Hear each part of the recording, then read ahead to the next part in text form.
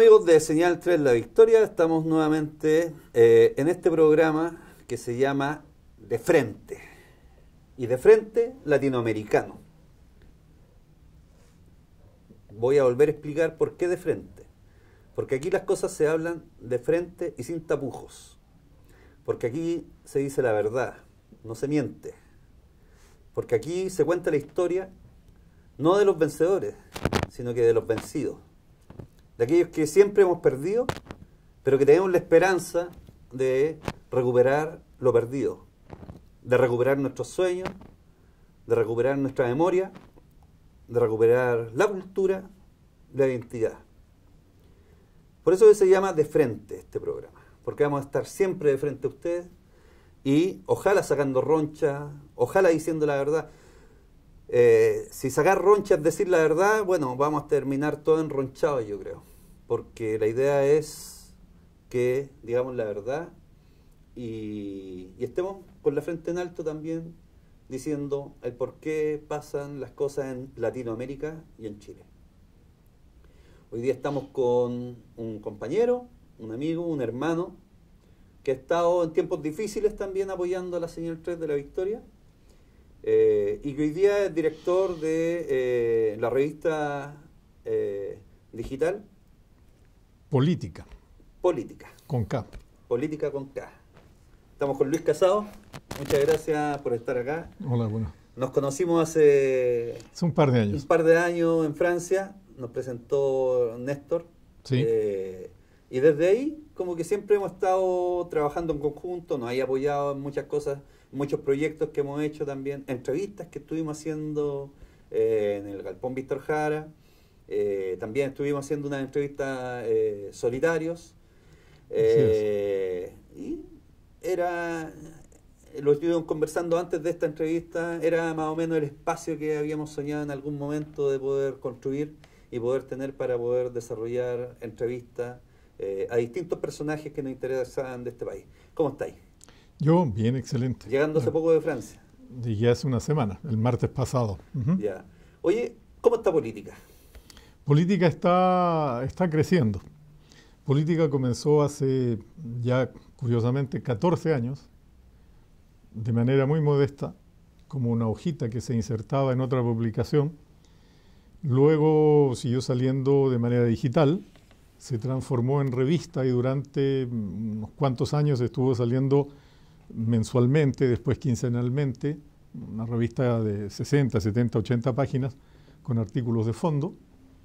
Luego se transformó en un boletín o en un newsletter, como le llaman los que saben, y hoy día es un diario y un boletín. Es decir, hay un boletín que va dirigido a 15.000 lectores que tenemos suscritos. No es menor. No es menor. Y luego está el diario que todos los días está entregando información con otro punto de vista, con un punto de vista distinto al de la prensa hegemónica que tiene las finanzas detrás. Y todo eso lo hacemos en realidad con los pocos recursos de los que disponemos nosotros a título personal. Oye, dentro de esto, ¿por qué crear una revista digital y qué opinas tú de los medios de comunicación en Chile? Bueno, los medios de comunicación en Chile, la primera reflexión que uno puede hacer es que están concentrados en manos del poder financiero.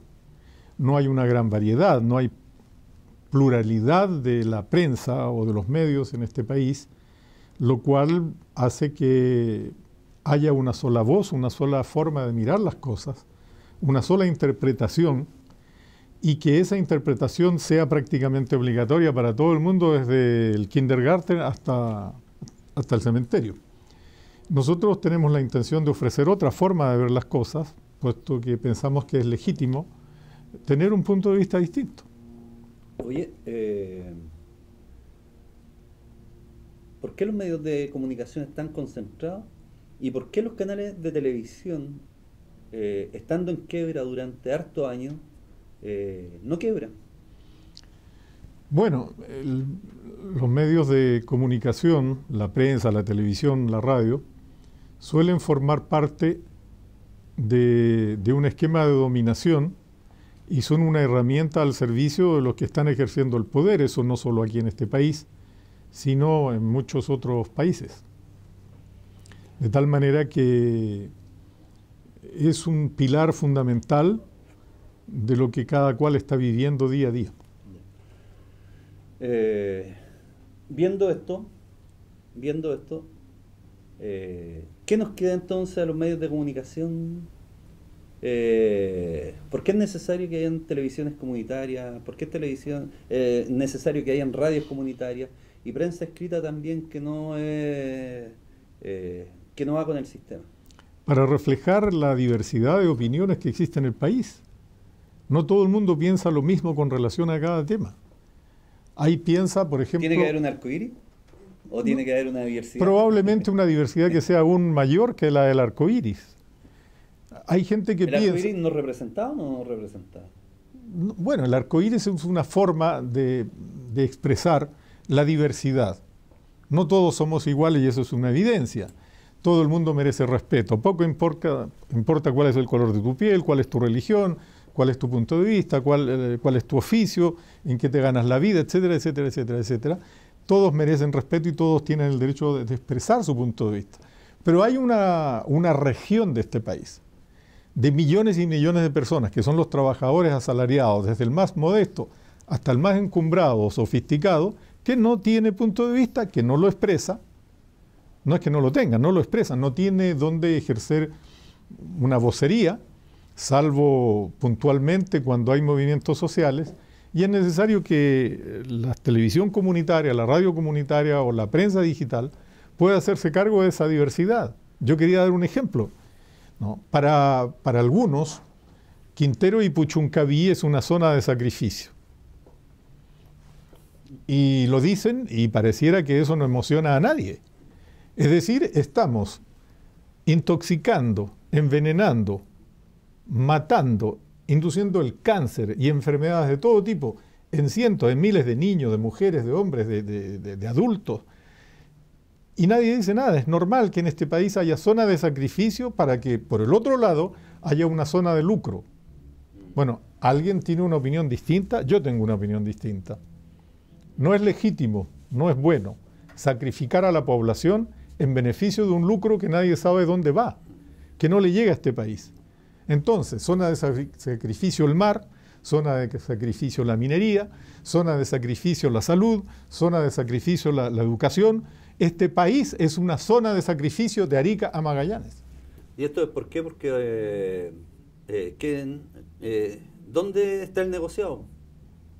¿Quién se está llevando las lucas de este país? ¿Quién está negociando? ¿A costa de qué? Bueno, los nombres están a la vista, son conocidos de todos. Quienes participan de un saqueo sistemático de las riquezas básicas de este país, como es la riqueza minera, por ejemplo, pero también el medio ambiente, los bosques, el mar, como dije, la necesidad... La destrucción del bosque nativo también. La destrucción del bosque nativo, bueno, la necesidad, la obligación en la que está una sociedad de formar a su niñez y a su juventud, educarla, formarla, llevarlo al más alto nivel de conocimiento y de competencias. Todo eso se ha transformado en negocio. Es decir, las lucas van ¿dónde? Van hacia aquellos que han entendido, entienden o quieren imponer la idea de que entre los seres humanos no hay ninguna relación otra que la relación mercantil. Ya no hay amor, no hay amistad, no hay solidaridad, no hay cercanía, no hay fraternidad, no hay ni libertad ni igualdad. Hay un mercado que vende todo eso. Pero estamos a 18 años del triunfo, 20 años del triunfo del no. Estamos a 20 años del triunfo del no. Del triunfo del sí, querrás decir. O sea, se supone que ganó el no. Sí, para todo el pueblo ganó el no. Bueno, si me permites expresarme. Sí, por supuesto. Todo depende de a qué le decimos no y a qué le decimos sí. Si yo quito del frente la fachada, la cara visible, la cara despreciada, odiada, condenada por la humanidad entera, para dejar todo detrás tal cual estaba, ¿qué es lo que gana? Es decir, todos tenemos ese pequeño defecto, somos mortales, un día desaparecemos. Lo que importa es lo que dejamos detrás. El dictador desapareció, políticamente primero, y luego físicamente de este planeta. Pero lo que él hizo sigue estando acá, presente cada día. ¿Qué ganó, el sí o el no? Yo recuerdo, si puedo contar una historia, es una anécdota. En el año 1988, por ahí en algún mes, recuerdo que alguien desde acá me envió un mensaje pidiéndome que escribiese algo. Yo estaba en París trabajando en ese momento, que escribiese algo a propósito de este plebiscito. Y yo guardo preciosamente ese texto hasta el día de hoy, porque muchas veces me interrogué con respecto a saber si yo me había equivocado o si los demás se habían equivocado.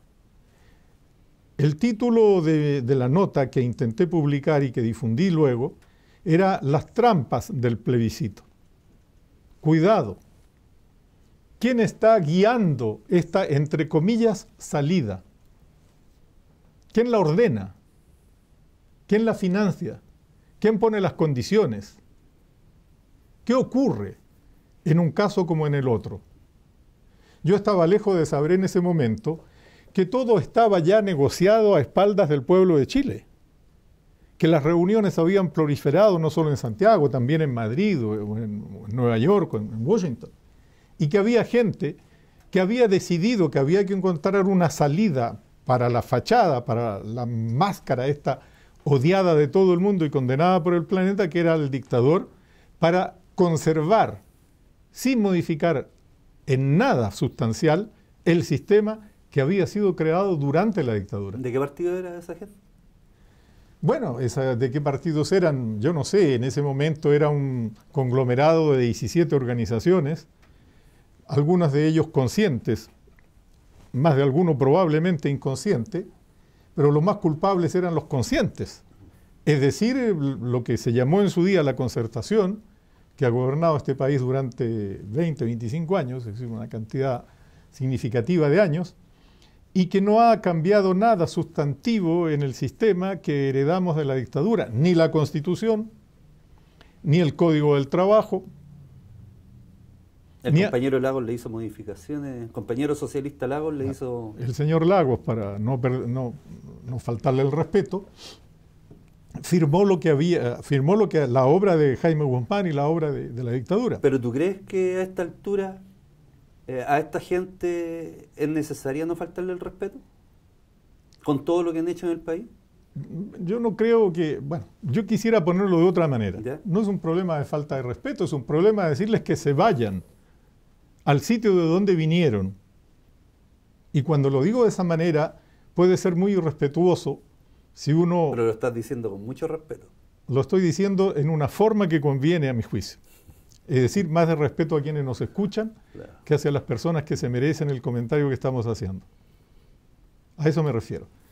Es decir, no hace falta insultar a nadie para decirle en su cara que traicionó los intereses del conjunto del pueblo de Chile. Que se olvidaron de eso, y que gobernaron para conservar lo que había construido la dictadura como modelo económico, como modelo político, ¿no? Y que en definitiva le entregaron el conjunto de las actividades de todo tipo, culturales, políticas, deportivas, sociales, todo lo que uno quiera, al mercado. Bueno, esa gente, a mi juicio, tiene que regresar al sitio por donde vino. Regresar a la matriz materna, si lo podemos decir de esa manera, en Chile se dice de otro modo. Y luego la sociedad en su conjunto, los diferentes sectores sociales deben imaginar, de alguna manera, cómo construir una relación en el seno de esta sociedad que le convenga a la inmensa mayoría. Y eso pasa, evidentemente, por plantearse una serie de cuestiones básicas que ya nos las habíamos planteado a lo largo de nuestra historia. ¿Qué tenemos que hacer nosotros con las riquezas que la naturaleza le ofreció a este país? ¿Emporcarlas, podrirlas como las pudren en el sur con las crianzas de salmones? ¿Quién gana? ¿Exterminar las reservas de agua potable porque hay que desarrollar la minería al precio de dejar sin agua a cientos de miles o millones de seres humanos? ¿Qué tenemos que hacer? ¿Apostar por la ignorancia, obligándole a los muchachos a pagar la educación que reciben en circunstancias que a lo largo de la historia de Chile la educación ya era gratuita, pública, laica y gratuita. Es decir, ¿qué tenemos que hacer de este país? ¿Quién decide? Pero, ¿cómo nos metieron el dedo en la boca esto? ¿Cómo nos cagaron? Bueno, todo esto tiene una genealogía. Todo esto no cae del cielo con la última lluvia, ni viene con los vientos de los frentes fríos, ni nada que se le parezca. Todo esto fue construido como una forma de conservar lo que la dictadura había logrado para los intereses del gran capital. Es decir, ¿cómo conservamos todo lo que hemos logrado cambiando la forma? Es decir, hoy día somos dictadura, mañana vamos a hacer democracia, entre comillas lo de democracia, pero en fin. Y luego vamos a cesar con esta represión brutal, sangrienta, la tortura, el exilio, todo lo que tú quieras, pero en definitiva el resto se queda con nosotros. Y eso fue preparado, pero eso fue preparado, quiero decir, todo el conocimiento que tenemos hoy día, las publicaciones que han sido hechas, las investigaciones, los datos que provienen de los propios servicios de los Estados Unidos, de la diplomacia, la inteligencia, etcétera, etcétera, muestran que esto fue programado para que fuese así. Y transformaron a Chile en una suerte de laboratorio en el cual se podían probar una serie de dispositivos jurídicos, políticos y demás, económicos, financieros, que luego se podían llevar hacia otros sitios para implementarlos como se habían implementado acá. En relación a eso, ¿por qué es bueno entonces el capitalismo? ¿O cuál es la contraposición al capitalismo? Porque todo el mundo dice que el comunismo es malo, que el socialismo aborrecido en todo el mundo. Bueno. ¿Qué es lo que nos queda? Si el capitalismo es bueno, pero dentro del capitalismo se producen asesinatos, como en Colombia, que nadie habla, a dirigentes sindicales, a dirigentes sociales, a periodistas, como en México, que mueren más de 40 personas a la semana en México y nadie dice nada.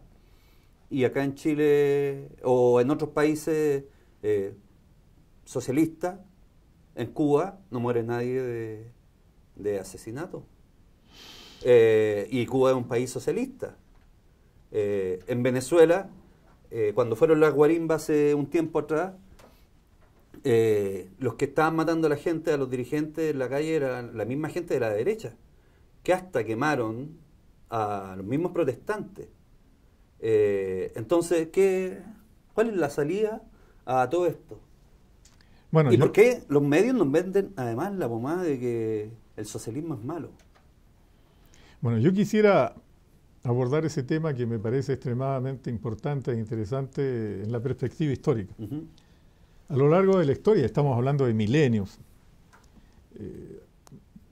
el planeta, la humanidad ha conocido formaciones sociales diversas. Todas pensaron que estaba ahí para quedarse. El Imperio Romano no pensó que iba a caer, desaparecer y que toda Europa iba a estar en un tremendo desorden una vez que ese imperio desapareciese. No, ese imperio era eterno. Como eran otros imperios antes, el de Babilonia o los persas o los griegos, yo qué sé. La formación social llamada capitalismo es una formación social que aparece en la historia de la humanidad y que, según toda lógica, desaparecerá un día superada por otras formas de organización social. Eso es lo que dice, entre otras cosas, Karl Marx a lo largo de toda su obra. ¿Cómo eso viene, cómo llega, es otro tema? No fue tocado muy específicamente por Marx ni por Engels, ni siquiera por otros autores que se dicen marxistas. Y te lo pregunto porque tú eres economista también. No me digas cosas que no me gustan. Bueno, lo cierto es que si yo puedo permitirme una alforza a la pregunta para entregar una respuesta que a mi juicio tiene sentido, tengo que decir lo siguiente, lo que me parece hoy día esencial. El desarrollo del capitalismo en el mundo, que hoy día está llegando a los rincones más alejados,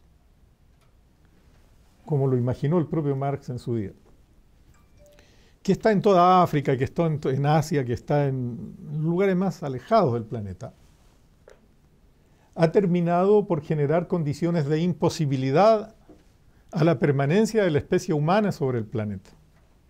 A ver, lo digo de otra manera para que nos entendamos todos. El capitalismo ha llegado a tal grado de agotamiento del planeta que la subsistencia, la existencia del ser humano sobre la Tierra está hoy día en peligro. Ya no es un problema de clase social, no es un problema de tener dinero, de no tener dinero, de estar arriba, de estar abajo, saber o no saber. Es un problema que el planeta se hace inviable en el marco de un esquema económico en el cual se concentra la riqueza y en el cual unos pocos van a llegar a ser dueños de todo un planeta inviable, en el cual ni siquiera ellos van a poder vivir. Es decir, lo que está en juego hoy día ya no es ni siquiera el hecho de que nosotros podamos desarrollar libremente la defensa de nuestros intereses sectoriales o de clase social o de sector social. Lo que está en juego hoy día es que este planeta se está muriendo. Y esa es una dimensión que todo el mundo tiene que tomar en consideración hoy día, hable de capitalismo, de socialismo, hable de lo que hable, pero que nadie ha tomado en consideración a la dimensión del problema que tenemos hoy día. ¿Por qué? Porque la destrucción del planeta no es un fenómeno que se pueda abordar desde Cuba, o que se pueda abordar desde Venezuela, o que se pueda abordar desde Vietnam o donde uno quiera. Ese es un sistema que está hoy día en crisis y que necesita la reacción de todo el mundo, de todo el planeta. Bueno, hace poco me enteraba yo de dos noticias que realmente dan escalofríos. La primera, en los últimos 30 años han desaparecido de la superficie de la Tierra el 70% de los vertebrados.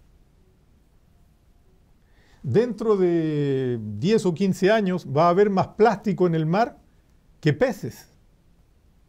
Y lo que realmente ya definitivamente me dejó fatalmente impresionado, lo supe en Europa, habían hecho algunas pruebas de laboratorio con arañas de mar, ¿cómo se llaman en el sur de Chile? ¿La estrella? No las estrellas de mar, las arañas de mar, en fin. No, langosta. No son langostas, las otras. Son jaivas. No son jaivas, ya me voy a acordar. Bueno. Nadie se acuerda aquí, entonces no me digan que yo no me acuerdo. Pero habían pescado esos bichitos en la Patagonia, en el mar de la Patagonia, y descubrieron que estaban saturados de micropartículas de plástico en la Patagonia, donde no vive nadie. Es decir, nos hemos cargado este país, nos hemos cargado el planeta y seguimos felices. Cada día en la prensa dicen, se vendieron 400.000 vehículos más en Santiago, en donde no hay cómo respirar, pero todo el mundo está feliz de que haya más vehículos, está todo saturado, etcétera, etcétera, etcétera, etcétera.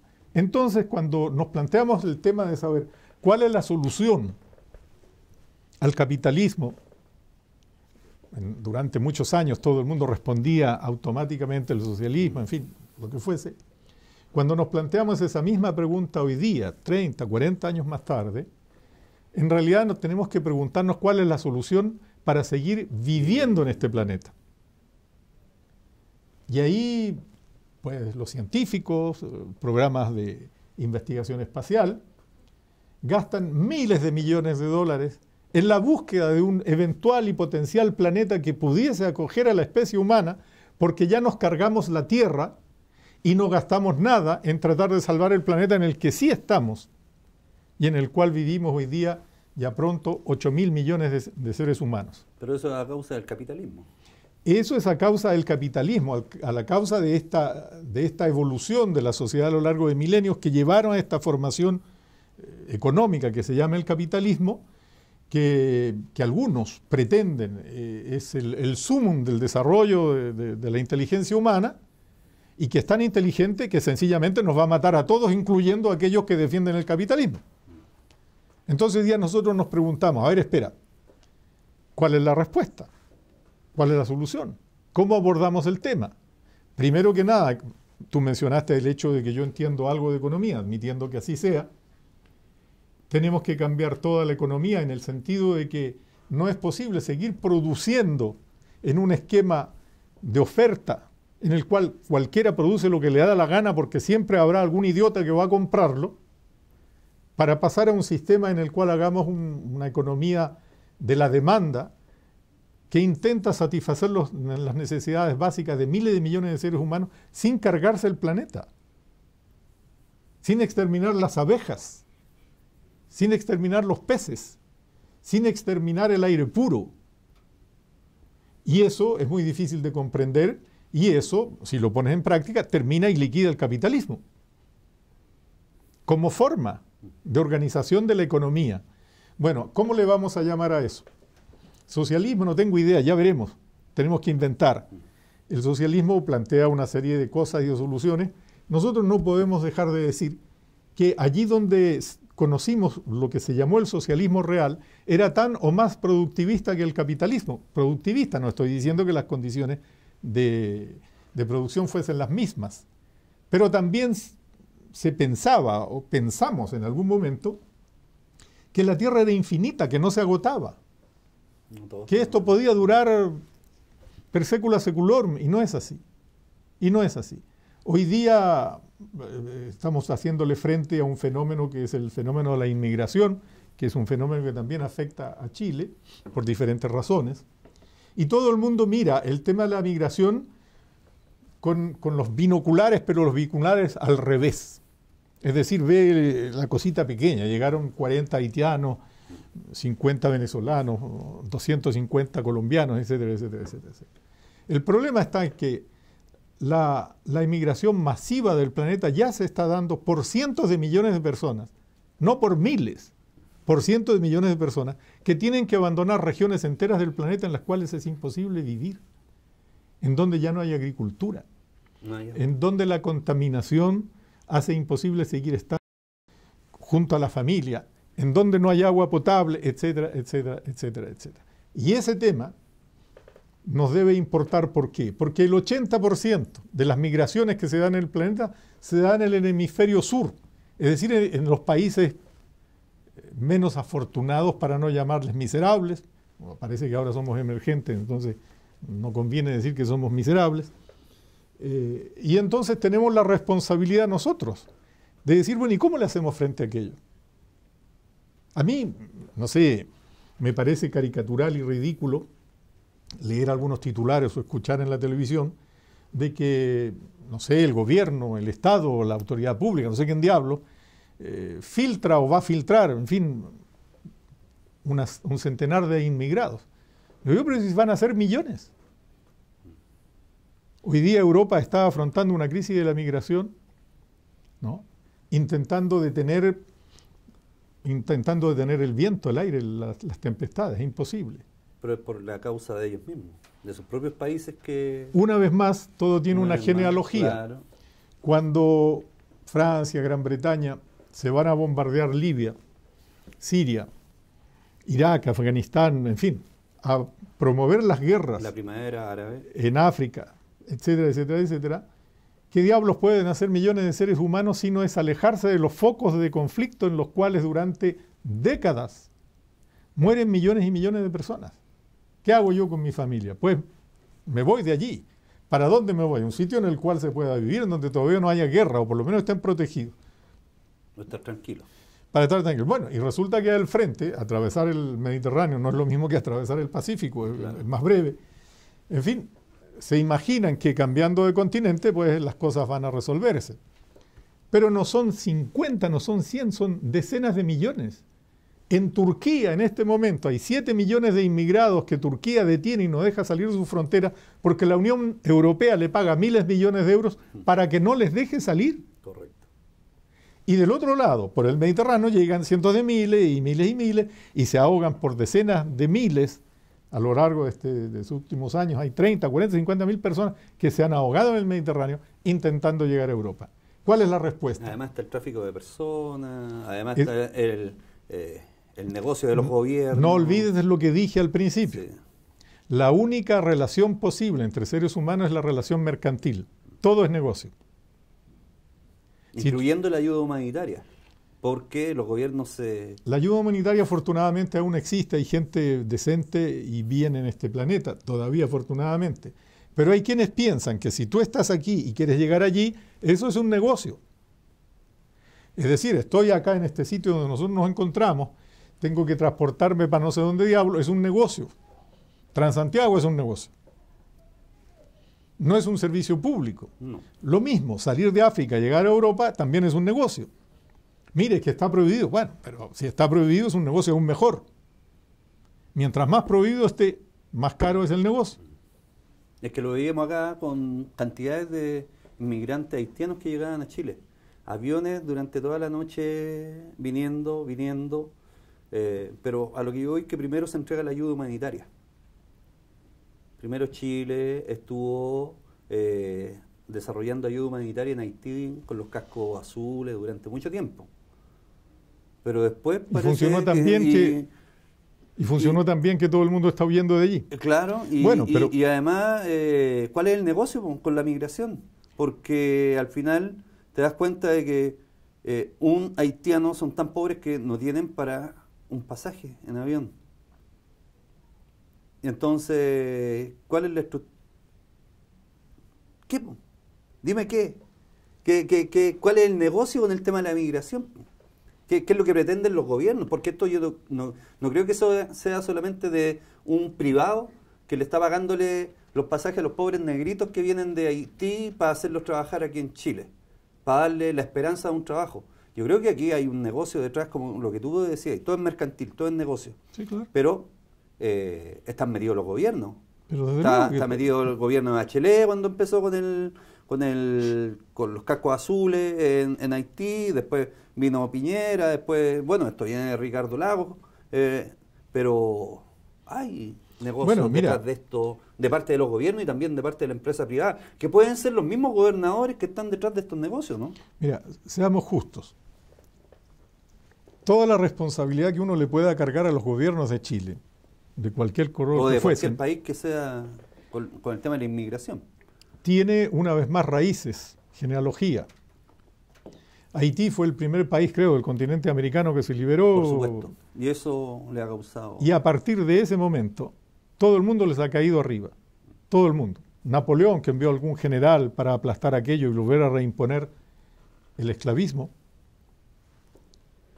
La potencia francesa, que luego pretendió cobrarle al país, entre comillas, independiente, millones y millones y millones, por lo que perdían los pobres colonos que tenían intereses en Haití. Es decir, Haití nació como un país endeudado, presionado, atacado, asesinado, desde el día en que se les ocurrió sacudirse el esclavismo de encima, hasta el día de hoy.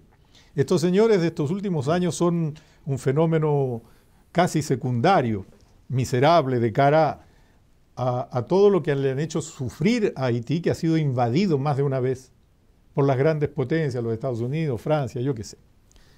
De tal manera que si uno lo mira desde ese punto de vista, nada de lo que le haya ocurrido a Haití a lo largo de su historia escapa a la búsqueda del lucro, a la búsqueda de sacar dinero de allí donde no hay.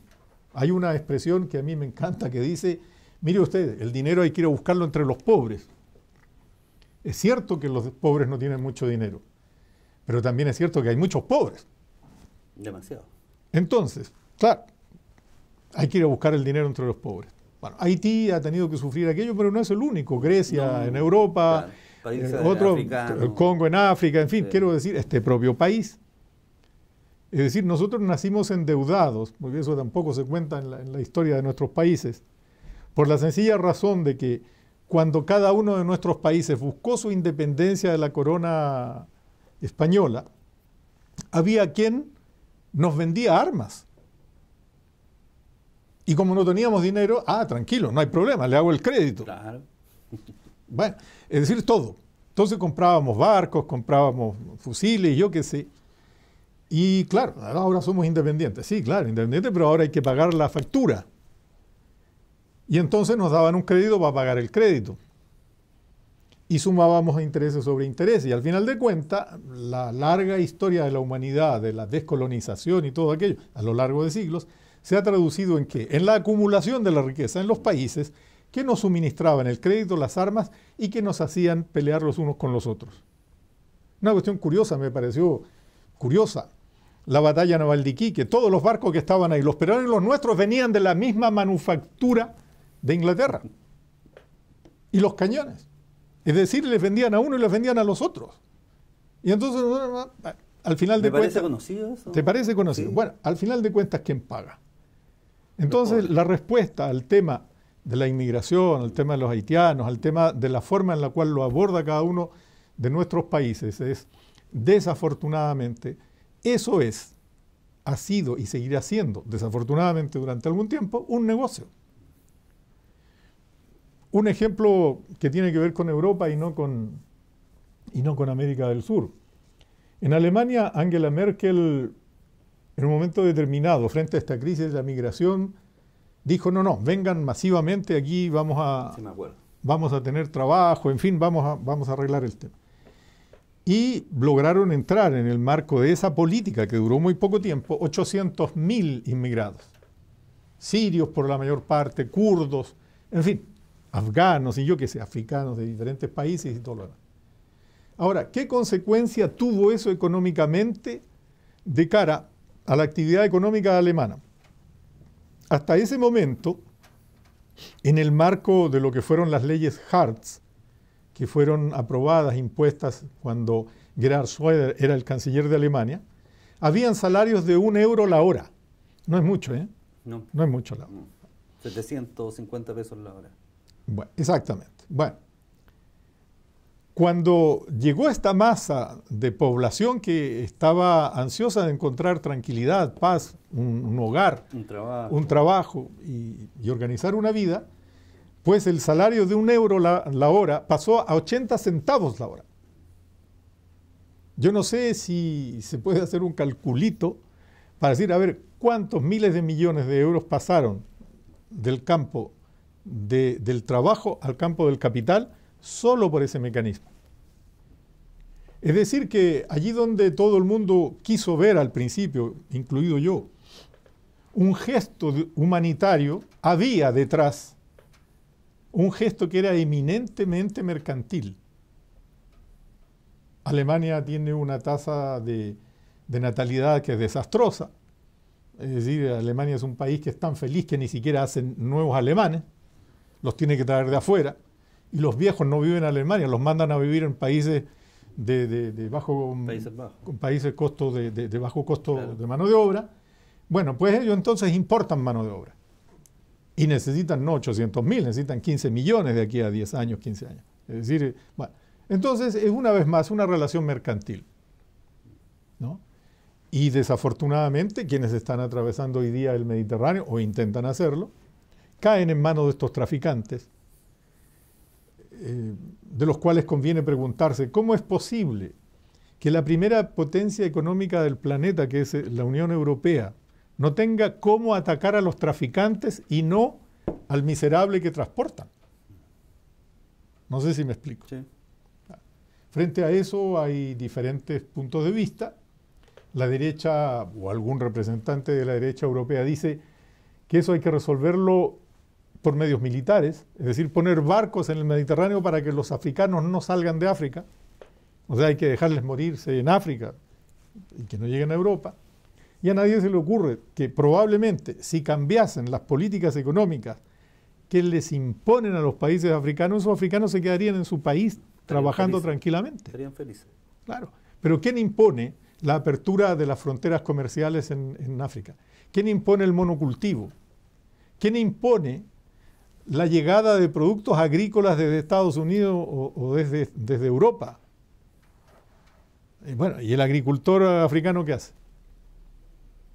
Produce algodón, pero resulta que el algodón en Estados Unidos está subvencionado por el Estado federal, o sea, el algodón de Estados Unidos es más barato que el Lo que pasa ahora en algodón. México con el nuevo tratado. Los mexicanos, siendo cultivadores del maíz, hoy día le están comprándole maíz a Estados Unidos. Absolutamente. Bueno, yo no sé. Y los campos están botados. Oye, perdón, yo aquí este fin de semana compré, ahí en la costa donde está mi casa, compré ajos que venían de China, porque en este país parece que no se producen ajos. Bueno, ya ves lo que significa limitar las relaciones humanas a una relación mercantil. Extrapolando esto a Chile. Hace un tiempo atrás salió el gobierno de Piñera, este gobierno de Piñera, y se empezaron a cerrar las fábricas de alimentos en Chile. ¿Tú lo supiste? Sí, sí, sí. Sí, como 3 fábricas de alimentos, 4 fábricas de alimentos se empezaron a cerrar en el sur de Chile. Yo hice un análisis político en relación a esto, porque creo que no es casualidad de que sale un gobierno de derecha y se cierran plantas de alimentos, de fideos, de remolacha en Chile. ¿No le tendrán miedo a que el día de mañana pueda venir un gobierno más de izquierda de lo que ellos son? Y de que si se pone un poco subversivo este gobierno de izquierda, vamos a quitarle la autonomía alimentaria, porque hoy día que un país tenga la autonomía alimentaria es revolucionario. Es como que un país tenga hoy día la autonomía energética, también es un país revolucionario. Entonces, ¿tú qué lectura le diste a esto? Esa fue mi impresión. Te estoy preguntando hoy día la tuya. Bueno, yo veo que se va acentuando un fenómeno que ya fue descrito por un economista inglés llamado David Ricardo por allá por el siglo XVII, XVIII. Este señor fue el inventor de la teoría de las ventajas comparativas que sancionan y profundizan la división internacional del trabajo. ¿Qué me toca producir a mí? Oh, mira, a ti te toca producir, a ver, espera un poco. Maíz. ¿Qué diablos hay ahí? No, ¿qué es lo que hay? Hay cobre. Produzcan cobre. ¿Y el resto? Que se mueran. ¿A quién le importa? Eso me lo dijeron en mi cara hace 30 años en Europa. ¿Cuánta población hay en Chile? En aquella época, 10, 11 millones. 10, 11 millones. Nada. Y reflexionando me hicieron el alcance siguiente. Es decir, a ver, espera un poco. El cobre, la plata, el oro que hay por ahí, necesitamos mineros, no sé qué, lo que va en torno a los mineros, etcétera, etcétera. Vamos a decir 1 millón de personas, siendo generoso, desde luego. O sea, todos sabemos que en la minería trabaja muy poca gente. Sí. Pero digamos 1 millón de personas. Entonces me lo dijeron en mi cara. O sea, a ustedes les sobran 10 millones de personas. O sea, hay 10 millones de chilenos en aquella época que había que tirar al mar. Porque no servían, porque este país en la División Internacional del Trabajo produce ¿qué? Produce cobre. O basura, como los salmones criados con colorante y con antibióticos y con todo tipo de basura indigesta, que al final de cuentas genera más problemas que lo que alimenta. Claro. Entonces, ¿qué pasa si el día de mañana cambia el gobierno? En fin, los gobiernos han cambiado en los últimos 25 años en este país, ¿no? Que yo sepa.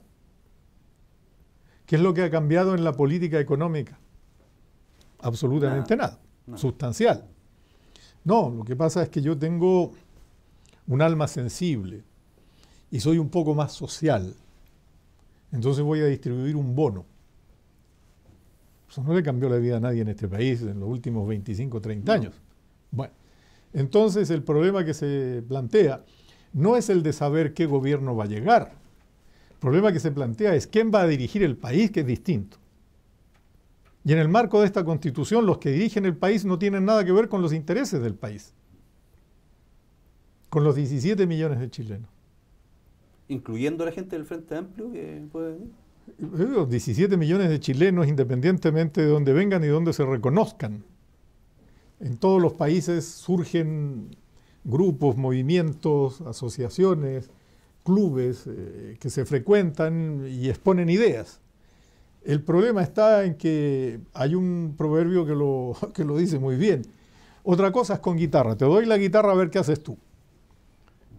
Cuando ya en el Frente Amplio o en otros grupos políticos te plantean que en definitiva pues hay que ser responsable y que no hay que tirar todo por la borda y que en definitiva todo no es tan malo, te están diciendo, bueno, que hay que seguir un poco con lo mismo. No, he hecho mano a Quevedo, un gran escritor, intelectual español que vivió hace varios siglos, que en alguna parte escribió lo que sigue. Decía, si uno le pregunta a la sanguijuela qué hago con la avena, la sanguijuela dirá que hay que chupar la avena. Para eso está. Y si le preguntan a la avena, oye, la avena dirá que me quiten la sanguijuela. Bueno, ¿nosotros qué hacemos acá? ¿Le creemos a la sanguijuela o le creemos a la avena? porque la avena somos nosotros. Y eso no tiene mucho que ver con cada 4 años organizar algo que se parece a una elección, en la cual vota menos de la mitad de quienes están inscritos en el padrón electoral, claro. Y eligen o elegimos un presidente con el 20% de los votos de este país, ¿ya? Cuyo mandato es tan ilegítimo a ese nivel desde el punto de vista numérico que no tendría autoridad ni siquiera para cambiar un semáforo. Porque yo, no sé, uno es testigo trabajando en diferentes sitios del planeta, yo he tenido la fortuna de trabajar en los 5 continentes, que un alcalde que no tiene legitimidad no puede cambiar ni siquiera un jardín, ni siquiera un semáforo. Luego, si ese alcalde lo eligen con el 20% de los votos, todo el mundo dice, señor alcalde o señora alcaldesa, por favor, absténgase de hacer cosas, porque usted no tiene legitimidad para esto. Yo no estoy hablando de un presidente en especial, de esto o del otro, estoy hablando en general del sistema. Se sucede en los gobiernos, la política económica es lo mismo en lo sustancial, los intereses que están detrás son los mismos, todo el mundo está contento allí donde estas cosas se manejan, y 17 millones de chilenos siguen pensando, porque la televisión y la prensa se los dice, que están en el mejor país del mundo. Yo no estoy diciendo que este país no sea bueno, que no sea bonito, que no tenga vista al mar, o que no haya cordillera, o que no hayan lagos. El problema es que se los están cargando. El problema es que cuando hablamos de cordillera, ya tiene tantos agujeros por todos lados, tantos residuos de explotación, que se acabó el agua, que se acabaron los glaciares, que la gente ya no puede vivir. A eso me estoy refiriendo. Somos nosotros la avena que está chupando la sanguijuela. Y si le hacemos caso a Quevedo, ¿qué hacemos? ¿Seguimos con la sanguijuela o quitamos la sanguijuela? No tiene mucho que ver con que llega este o este otro a gobernar, porque el problema no está ahí. El problema estaría en que 17 millones de chilenos sean capaces ellos de decidir de lo que hay que hacer día a día. Hay fórmulas para eso. Oye, para ir terminando la entrevista, ¿cuál es el futuro de este país entonces? Difícil pregunta. Si uno le cree a la prensa y a la televisión, vamos cada día mejor. Yo qué sé, ya formamos parte de los países emergentes. Pasado mañana estamos en el primer mundo y yo no sé, si esperamos 2 o 3 años más, seguramente vamos a estar a la cabeza de todo el mundo. Todo va bien. Si uno atiende a la calidad de la vida real de millones y millones de hogares, se da cuenta que las cosas son un poco más complejas. Pero el futuro de este país no se juega en este país, solo en este país.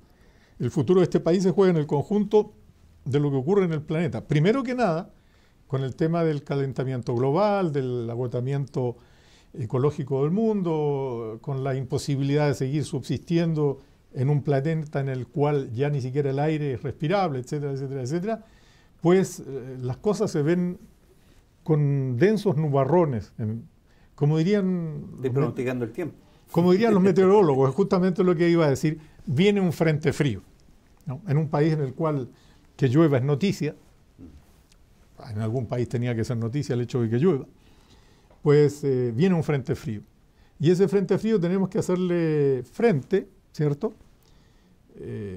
Colectivamente, en todo el planeta. Para eso hubo reuniones, se acordaron en la COP21 en París para decir que había que reducir las emisiones de dióxido de carbono y etcétera, etcétera, etcétera, y al cabo de ¿cuántos años? Un año, ¿sabes? Viene Trump y dice, no, yo no creo en eso, lo tira para el lado, y cada uno hace lo que le da la gana. En otras palabras, vamos contra el muro y no encontramos nada mejor que hacer que acelerar para darnos una hostia que nos va a matar a todos.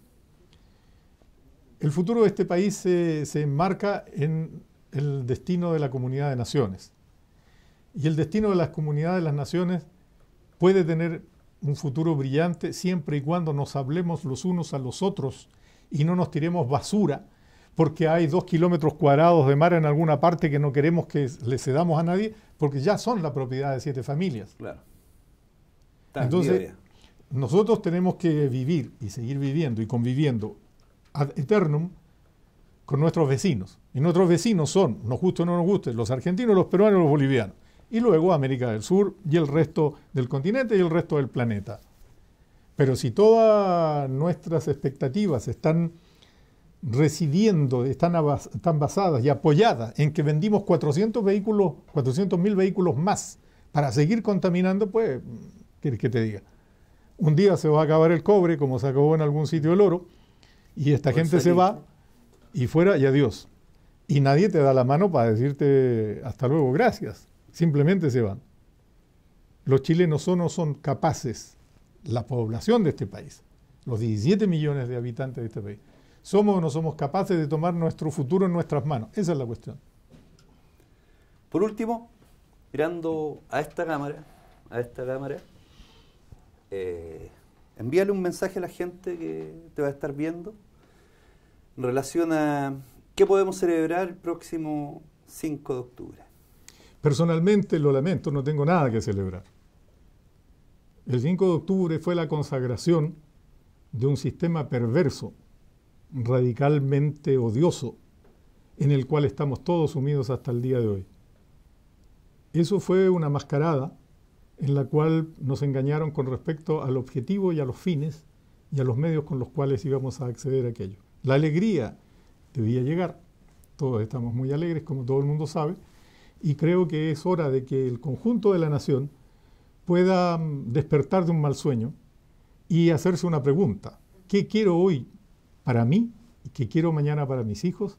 ¿Y cómo podemos llegar a construir algo que tenga un poquito de pinta de justicia para el conjunto de los habitantes de nuestro país? Eso. Bueno, Luis Casado, director de Política. www.politicaconk.cl. Director de Política con K. Te queremos agradecer a haber estado acá en este canal, dándonos un poco de luminosidad en este camino tan oscuro que nos han tenido sumidos durante estos más de 40 años en este país. Así que te queremos agradecer por haber estado acá y gracias, tienes estimado. que saber que Gracias las puertas a del ustedes, canal están abiertas para ti cuando al equipo técnico de quieras. este canal, y espero tener la ocasión de regresar Ya, pues. frecuentemente. Muchas gracias. Gracias a ustedes.